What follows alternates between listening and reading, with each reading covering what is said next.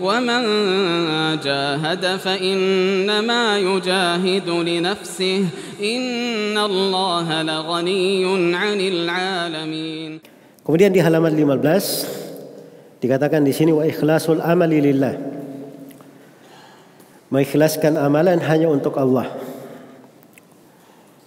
Baik, ini di bagian dari nukilan hal yang disepakati di tengah para ulama tentang akidah as-salaf, tentang wajibnya berlaku ikhlas, mengikhlaskan amalan hanya untuk Allah.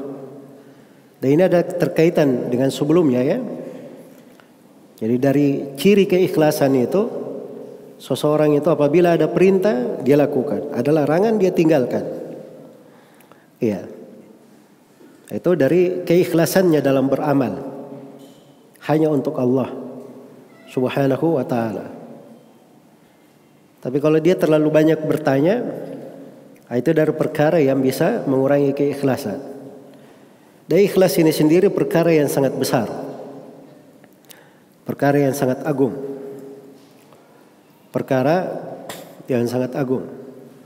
Karena itu dibahas di buku-buku akidah dalam skala umum dari akidah para as-salaf, dan dibahas khusus di buku-buku tentang tauhid uluhiyah, di pembahasan tauhid uluhiyah, dan dibahas di buku-buku yang menjelaskan tentang zuhud, as-suluk, akhlak. Sebab ini dari akhlak yang sangat agung, berlaku ikhlas. Berlaku ikhlas.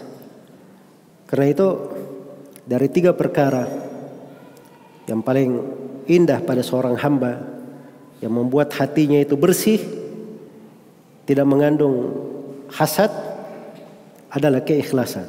Dan itu akan saya sebutkan nanti riwayatnya di pembahasan-pembahasan yang akan datang seputar menjaga diri di atas jamaah dan ketaatan kepada pemerintah. Iya. Ikhlasul amali lillah. Mengikhlaskan amalan hanya untuk Allah Subhanahu wa ta'ala. Dan saya poinkan di sini ada 2 pembahasan. Pembahasan yang pertama tentang kedudukan ikhlas. Karena ikhlas ini dari amalan ketaatan yang sangat besar. Kedudukannya juga sangat agung di dalam agama. Kedudukannya sangat agung di dalam agama. Karena ikhlas ini itu adalah ciri Islam, bahkan hakikat Islam yang Allah mengutus para nabi dan para rasul dengannya. Ya, makanya dibuat perumpamaan pada ayat daraballahu mathalan rajulan fihi syuraka'u mutasyakisuna wa rajulan salaman li rajul hal yastawiyani mathala. Allah buat sebuah perumpamaan. Allah buat sebuah perumpamaan. Ini perumpamaan tentang ikhlas, tentang kemurnian tauhid. Adalah seorang lelaki, 2. Ini ada satu laki-laki atau satu budak. Dia ini milik banyak orang, dan orang-orangnya ini mutasyakisun. Mereka ini bersaing pada budaknya ini karena kemilikan bersama. Dengan satu budak itu milik seorang murni. Apakah sama 2 perumpamaan? Tentunya jawabannya tidak sama, dan semuanya memahami itu. Iya. Yang kedua, yang milik murni itu, itulah bentuk dari keikhlasan. Itulah seorang hamba kepada Allah Subhanahu wa ta'ala. Dia adalah dirinya seluruhnya hanya untuk Allah Subhanahu wa ta'ala.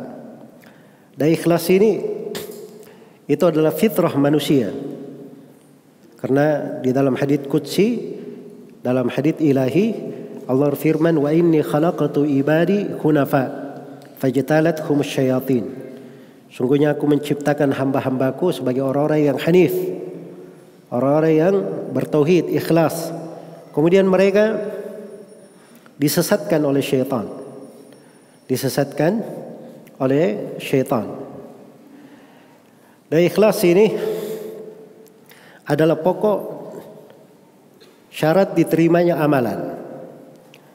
Karena itu di dalam Al-Quran dikatakan wa qadimna ila ma amilu min amalin faja'alnahu haba'an manthura. Kami hadapi amalan yang mereka lakukan, lalu kami jadikan amalannya bagikan debu yang berterbangan, karena hilang dari keikhlasannya. Ya, saking dahsyatnya ikhlas ini, pengaruh indahnya di dalam kehidupan, salah satu cara dan metode syaitan untuk menyesatkan manusia adalah menjauhkannya dari keikhlasan. Sebab kalau sudah jauh dari ikhlas, hamba itu gampang disesatkan oleh syaitan. Gampang disesatkan oleh syaitan. Makanya syaitan itu sudah bersumpah akan menyesatkan seluruh dari anak Adam. Tapi syaitan memperkecualikan illa ibadaka minhumul mukhlasin, kecuali hamba-hambamu yang ikhlas. Ini tidak bisa disentuh oleh syaitan. Ikhlas ini pula yang menyelamatkan Nabi Yusuf dengan menyelamatkannya dari kekejian dan dosa. Padahal beliau diuji dengan ujian yang besar. Ya. Ujian ini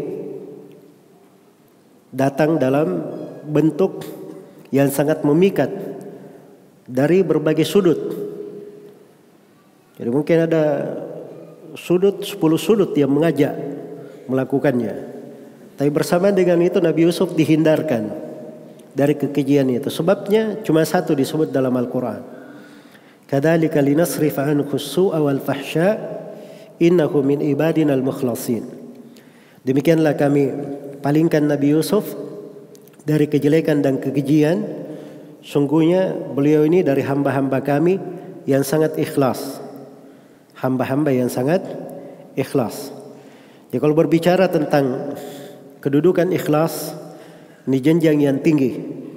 Dan amalan itu tergantung pada besarnya keikhlasan. Pada besarnya keikhlasan. Iya. Itu pengaruh amalan-amalan hati itu.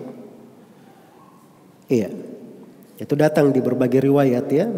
Mana yang menunjukkan hal itu. Bagaimana orang cuma memberi minum seekor anjing bisa masuk surga. Dia menyingkirkan satu gangguan di jalan, dia masuk surga. Itu ada pengaruh dari keikhlasan di dalam hatinya. Dan ini jenjang yang sangat tinggi, derajat-derajat di dalamnya. Yang kedua, kewajiban mengikhlaskan amalan hanya untuk Allah. Karena amalan itu tidak diterima oleh Allah kecuali dengan ikhlas. Ala lillahi dinul khalis. Ketahuilah bahwa agama yang ikhlas itu hanya milik Allah. Iya. Wa ma umiru illa liya'budullaha mukhlishina lahuddin. Mereka tidak diperintah kecuali beribadah kepada Allah dengan mengikhlaskan agama hanya untuknya. Dan Rasulullah sallallahu alaihi wasallam bersabda, "Innamal a'malu binniyat wa innamal likulli imri'in ma nawa." Sungguhnya amalan itu syah atau tidaknya, baik atau rusaknya, itu bergantung pada niatnya. Dan sesungguhnya seorang itu dapat pahala atau tidak, di atas kebaikan atau tidak, itu tergantung dengan apa yang dia niatkan. Maka ikhlas itu adalah kewajiban di dalam beragama. Dan tidak diterima dari seorang hamba kecuali dengan keikhlasan. Qul innama ana basyarum mithlukum yuha ilayya annama ilahukum ilahu wahid. Faman kana yarju liqa'a rabbih falyamal amalan salihan wa la yusyrik bi ibadati rabbih ahada. Katakanlah wahai Nabi Muhammad, saya hanyalah manusia biasa seperti kalian. Tapi diwahyukan kepadaku bahwa ilah yang diibadahi itu adalah ilah yang maha satu. Ya. Maka barang siapa yang menghendaki Allah dan hari akhirat, barang siapa menghendaki perjumpaan dengan Allah, melihat Allah di hari kiamat, maka hendaknya dia beribadah hanya kepada Allah dan jangan sekali-sekali dia berbuat kesyirikan dalam ibadah kepada Allah Subhanahu wa taala. Hendaknya dia beramal dengan amalan salih dan jangan dia berbuat kesyirikan dalam ibadah kepada Allah Subhanahu wa taala. Baik, itu sedikit dari pembahasan ikhlas. Kaitannya di sudut pembahasan di sini oleh penulis rahimahullah. Dan ini masih terkait ya pembahasan beliau.